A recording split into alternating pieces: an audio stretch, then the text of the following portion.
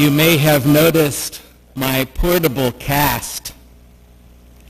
A couple of weeks ago, I was walking up Forsyth on the sidewalk, and an uneven place on that sidewalk did me in.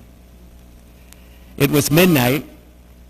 I tripped and I fell, fractured a bone in my hand and a rib on my side. The long and the short of it is, I was not paying attention. And so when I sat down to look at the readings for today, just this past Monday, the words that jumped out at me were just those. Pay attention. Pay attention, Gary. Paying attention is at the heart and the soul of every world religion. Truth is, at any given moment, we are all missing many things. Right now, you are missing the vast majority of what is happening all around you, even right here tonight. We are missing the events unfolding in our bodies and in the distance and right here in front of us. Right now, hopefully, I am marshaling your attention to these words that I speak, hopefully framed by the direction of your bodies in those pews as you face me and as you face this sanctuary. But in doing that, you are ignoring huge amounts of information that continue to bombard your senses all the time. The lights, these candles, the ambient noise, people coughing, that soft cushion under your rear end, the colors of the day, your feet pressed against the stone floor, your tongue touching the roof of your mouth right now, the tension you're holding in your shoulders or your jaw, distant city noises, your own blurred shoulders and torso in your own peripheral vision. Make no mistake about it, ignorance is useful. Ignorance is useful. The positive word for useful ignorance is concentration. Because we ignore this or that or the other, we can concentrate on one thing in front of us or around us or inside of us. Our ignorance of the things around us, it results in the ability to concentrate. It enables you to just notice the sound of my voice in front of you right now, and also to absorb it and hopefully to make some sense of it. We bring focus, you and I, we bring focus to every activity we do. Not just the complicated, but also the ordinary. To a surprising degree, time spent going to and from, walking down the street to Mass tonight, walking to class tomorrow, driving to work for some of you, heading out to the store, dropping off your children or your grandchildren somewhere. Most all of it is unremembered. It is forgotten because we failed to pay attention.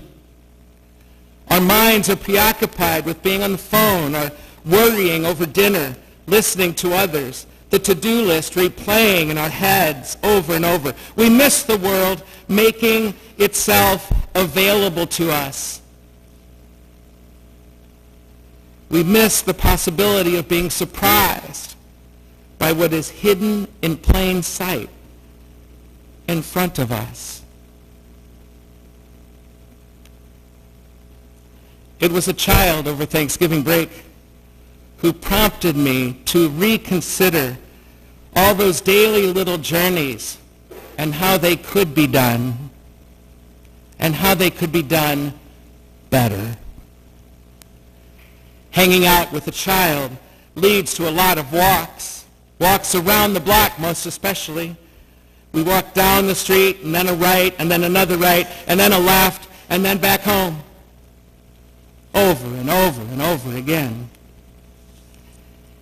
heading out with a little kid can take me on a zigzag route, lead me somewhere other than I expected or had planned to go.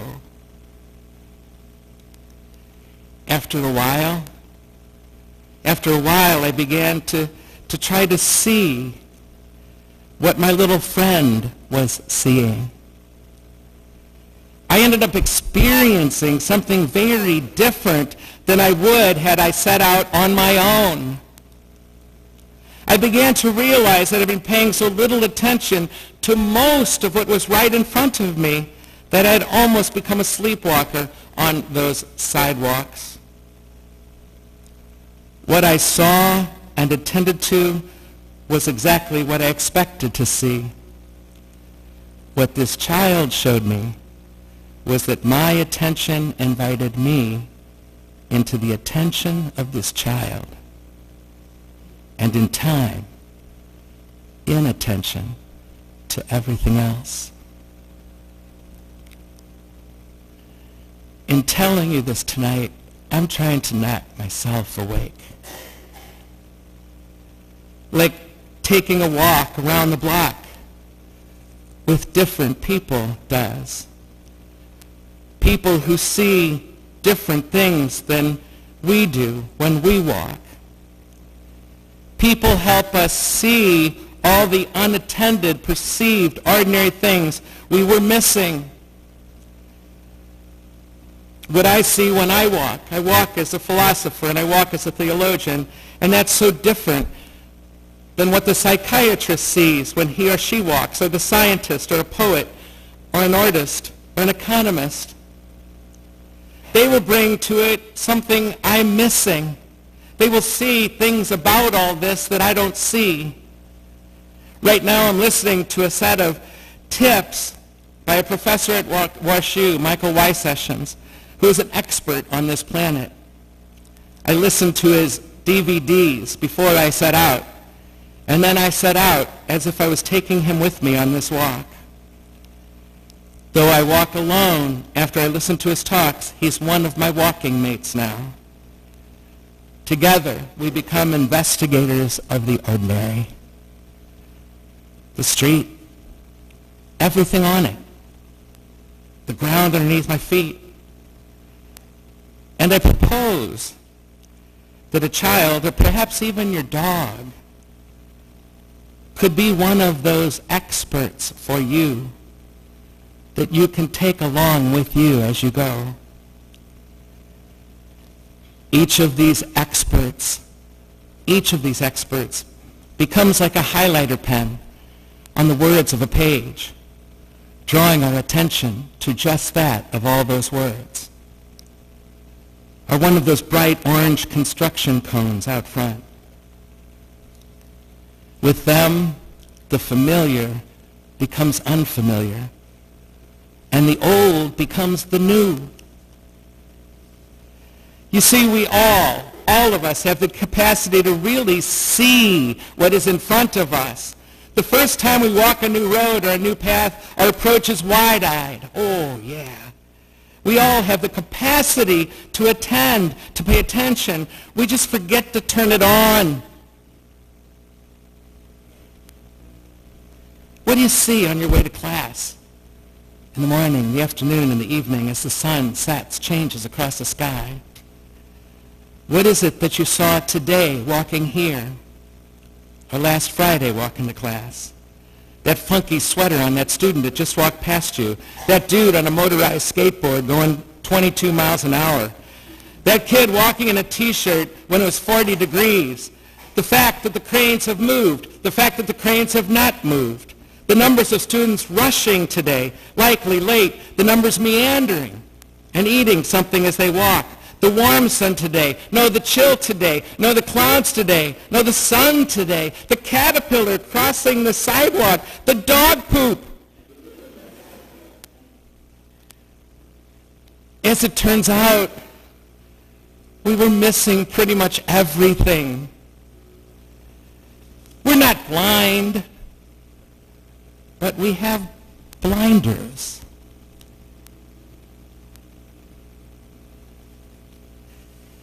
Our deficiency is one of attention. We are simply not paying close enough attention. Paying attention seems so simple. We're told and again and again and again, as children especially, pay attention, pay attention. But no one ever tells us how to pay attention.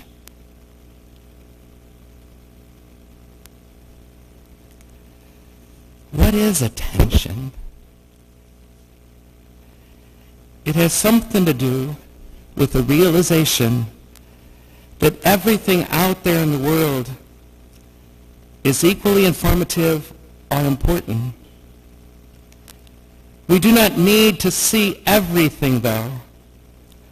We have a way, you and I have a way to tune out the unnecessary information and to sort through all this bombardment of our senses.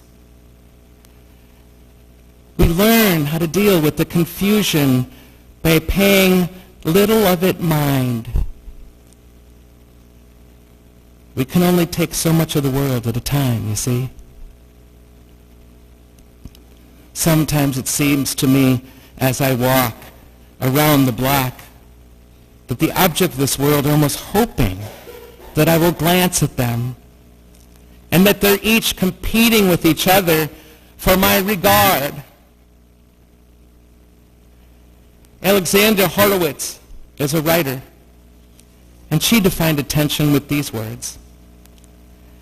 Attention, she writes, is an intentional, unapologetic discriminator. Attention is an intentional, unapologetic discriminator. It asks what is relevant right now, and it gears us up to notice that. Hence, concentration. We humans are able to be vigilant like Advent calls us to be vigilant. Vigilance helps us be ready to look out for that lion over there so we can run this away, or focus on one conversation at a party of many conversations happening around us all the time. I feel that on the patio sometimes, the porch out there, after Masses. There's so many people around. There's so many conversations going on all around me, and it's sometimes so hard to just settle into this one for these few minutes together. But that's this incredible human thing we can do, to discriminate from all that stimulation and pay attention right here, right now.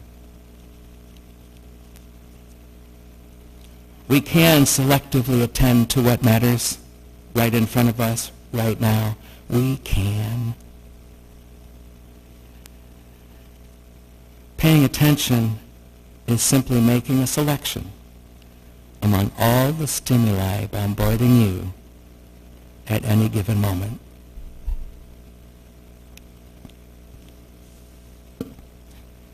This Advent, I'm looking for what it is that I miss every day, right in front of me, while walking around even a city block. I am looking a little more carefully at sidewalks. Yep. And buildings and their history. It occurred to me this past week that I've been here 26 years. I've never taken a tour of Washington University. I want to know the names of those buildings. I want to know how they got there. I want to know the story they carry in their walls and in the desks. And the dorms new that replaced old ones. And what happened there over these years. I want to know these buildings. I want to know their history as I walk. I'm listening for the untold stories of the things I do see and smell and hear. And at the end of Advent, I don't want to have a master's degree in the details. I rather want my walks here and there to be a reawakening in me, a sense of perpetual wonder at what is around me all the time. I want the kind of skill of that little child, or even one of those experts, or even your dog. Perhaps Advent can awaken wonder in you too.